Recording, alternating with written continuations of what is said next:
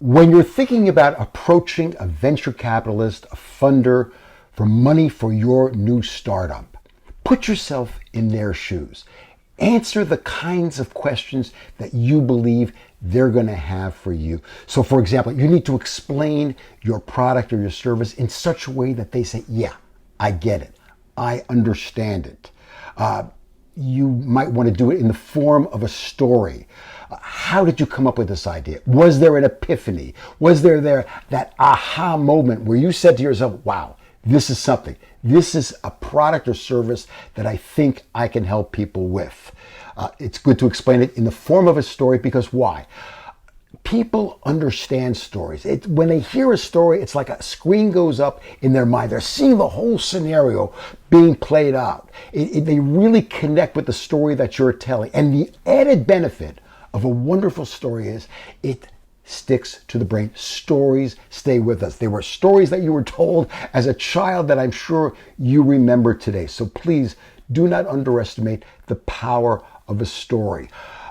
Can you make money? When will you make money? Not only for your business, but also, and this is important, for the venture capitalist. When can they expect to get their investment returned and also get a profit on that investment?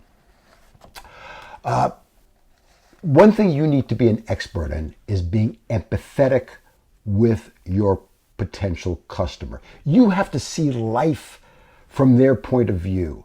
What are their fears, their anxieties, their challenges in life or in business, their hopes, their dreams, their aspirations? When you see life from their point of view and you can connect your product or your service to who they are and what they care about, you'll be going a long way to having a really successful product.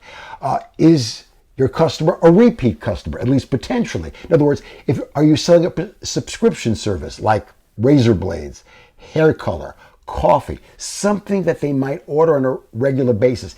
If you're not, that's okay. That doesn't necessarily mean you have a bad business by any means. Just be clear to your funder about what kind of a business it is. Who are you? They really want to know the answer to that. Do you have the track record, the background to make sure that you can at least have the potential of creating a successful business? Have you ever started up a business before? Do you understand about manufacturing if it's a product, or marketing, or customer service?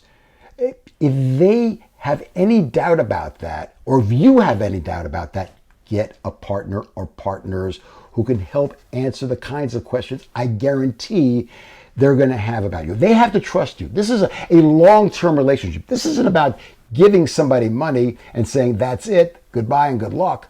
They want to have a relationship with you that goes on for quite some time. You know, creating a great idea, that's the easy part.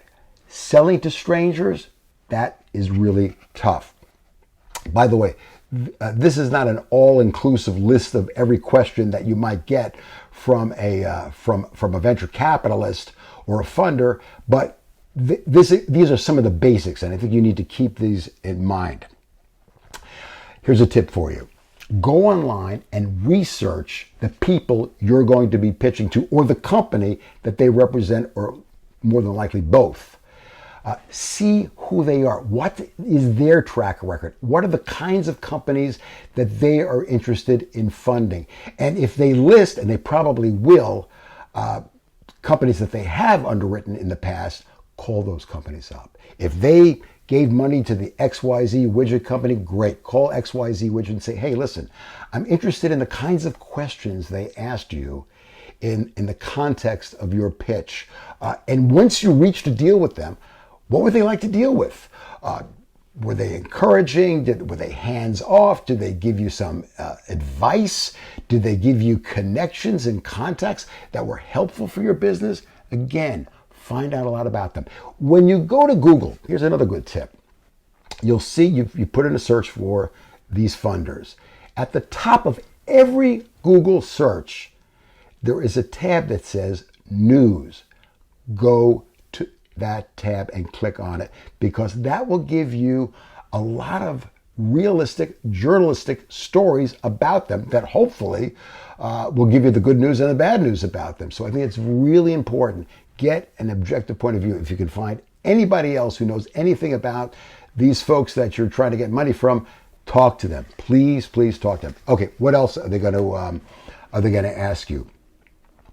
Where is your product going to be manufactured? Is it going to be in Asia? Is it going to be in North America? Is it going to be in the Caribbean?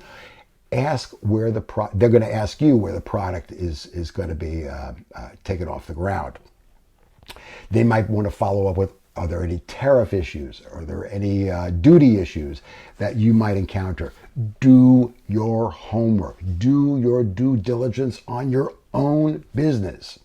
How much will it cost to make your product? What will you retail it for? What do you think the valuation is for your product? And how did you come to that figure? Why now? What's the urgency for your business? Talk about what's going on in the world. Talk about maybe the economy in the world. Talk about the culture in the world, trends in the world that might fit and might be relevant for what you are talking about. Your presentation should be more about showing them things about your product than telling them. What do I mean by that?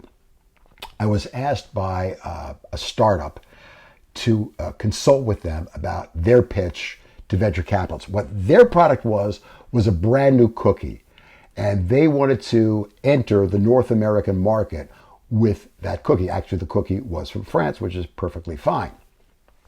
And what they're going to do is talk about the cookie. They had a PowerPoint slide presentation as well. And at the end of the presentation, they were going to pass around a plate of cookies to the venture capitalists that they were pitching to. I said, that's great. All sounds good. Here's a suggestion. Bring in a portable oven and a pre-made batch mix of the cookies. Bake the cookies while you're pitching. Let them smell. Let them take in the aroma of the cookies and let them sort of salivate as they're listening to you. It worked. They got their money. And I say the same thing to you. If there's any way to demonstrate the value of your product, it could be with a video. It could be with some sort of animation. It will help you a lot. Should you use PowerPoint? Yes, if it in fact illustrates the points you're making. If you've got slides that are overloaded with a lot of statistics or tiny little graphs that can't be possibly understood, then don't do it. Illustrate what you're talking about rather than talking about it in terms of a lot of verbiage on your slide. I was asked by the CEO of the sixth biggest insurance company in the United States to watch him do a pitch to investors from Wall Street. And he wanted me to assess how he did. And so I did. And so his PowerPoint slide, again, was loaded with these tiny little graphs, lots of statistics, lots of data. It was impossible to understand. And so he said to me at the end, so how do you think I did? I said, look, maybe I'm not that smart. Either I can listen to you or read your PowerPoint slides. I can't do both. And that's the lesson to you. Again, use slides to illustrate your point.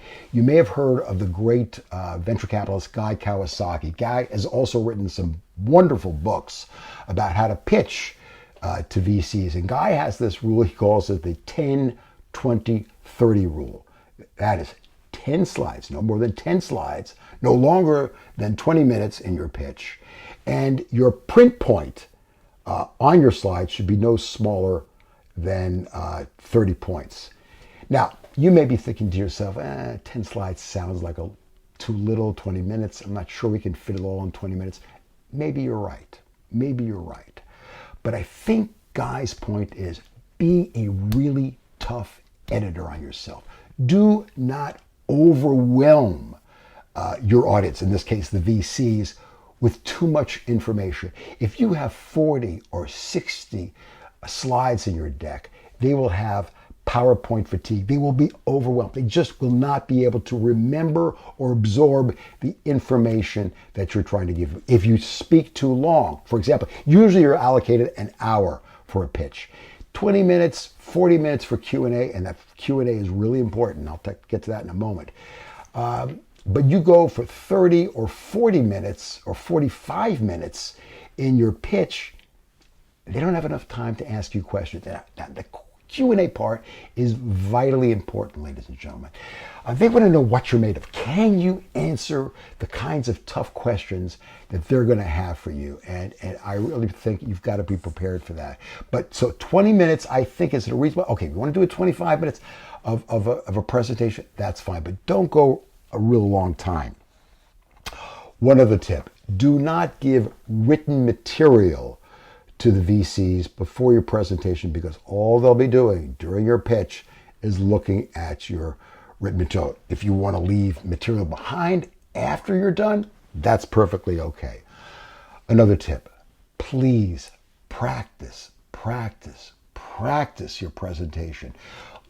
Put a smartphone in front of you, give your pitch, do it over and over and over again until you are happy with it, until you say to yourself, this is about as good as it can get. You want to show it to somebody you trust, somebody whose judgment you believe in, that's fine too. I'm often asked, when is it a good time to pitch a new business? And I say, any time is a good time to pitch a good business. In the most economically challenging times of our history, companies like Disney, Hewlett-Packard, and Uber successfully won money from startup folks, from venture capitalists. So come up with a brilliant idea, explain it perfectly, and execute it brilliantly. I wish you all the success in your new venture.